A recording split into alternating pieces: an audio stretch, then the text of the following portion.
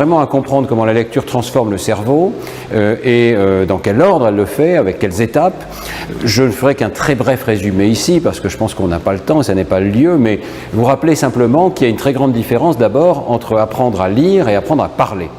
Apprendre à parler, c'est absolument naturel pour l'espèce humaine. C'est quelque chose qui se produit dès les premiers mois, voire dès les premières semaines de vie. Le cerveau de l'enfant est accordé au langage. Il y a quelque chose de particulier au cerveau d'Homo sapiens, des aires cérébrales qui sont dédiées au langage parlé.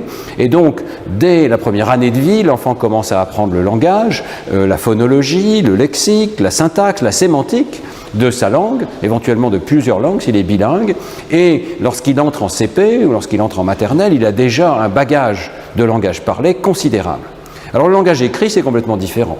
C'est une invention culturelle, tout le monde ne l'apprend pas, si on ne l'enseigne pas correctement, on ne l'apprend pas. Le langage écrit peut être vu comme une sorte de greffe sur le système du langage parlé, accéder au système du langage parlé par le biais de la vision, c'est le miracle de la lecture.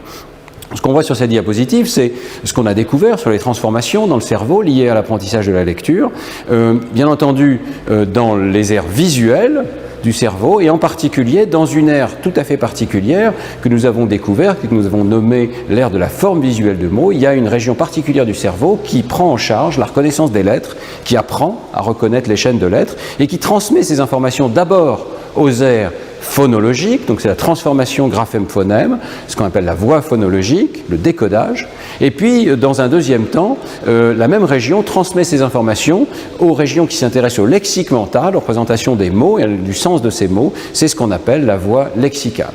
Et ces deux voix travaillent en parallèle, en permanence, chez chacun d'entre nous, lorsque nous sommes devenus des lecteurs experts. Alors, on commence à comprendre les étapes de transformation du cerveau lorsque l'enfant apprend à lire. La première étape, c'est le décryptage, le décodage sériel avec effort, donc le développement de cette voix phonologique. L'enfant déchiffre, c'est-à-dire qu'il analyse le mot, il en convertit une par une pratiquement chacune des lettres en son et il écoute ce qu'il a transformé, il entend dans sa tête un mot, éventuellement il le fait à haute voix et s'il a un vocabulaire suffisant, il reconnaît ce mot, il peut comprendre ce qu'il lit. Donc on passe des graphèmes au phonème, au lexique et au sens des mots. Alors, les règles de correspondance graphème-phonème ne vont pas de soi pour l'enfant, il faut les enseigner explicitement et c'est seulement dans un deuxième temps que ce système va s'automatiser et devenir une lecture parallèle par une voie directe que j'ai représentée en vert ici sur cette diapositive. La lecture s'automatise, elle emprunte une voix qui devient non consciente, toutes les lettres deviennent traitées en parallèle et on peut donc accéder beaucoup plus rapidement à la reconnaissance du mot et au sens de ce mot. Alors ce qui est important, c'est que l'enseignant doit se focaliser au départ sur la voix en jaune. Il faut vraiment apprendre à décoder. C'est un cryptogramme, la lecture. Pensez à une page de la pierre de Rosette. Si vous ne connaissez pas le code, vous ne pouvez pas comprendre ce qui est écrit.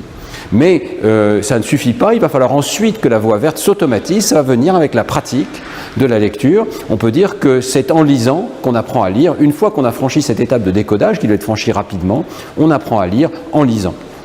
On peut parler d'auto-apprentissage, c'est un des termes qui est utilisé par un chercheur qui s'appelle Scher.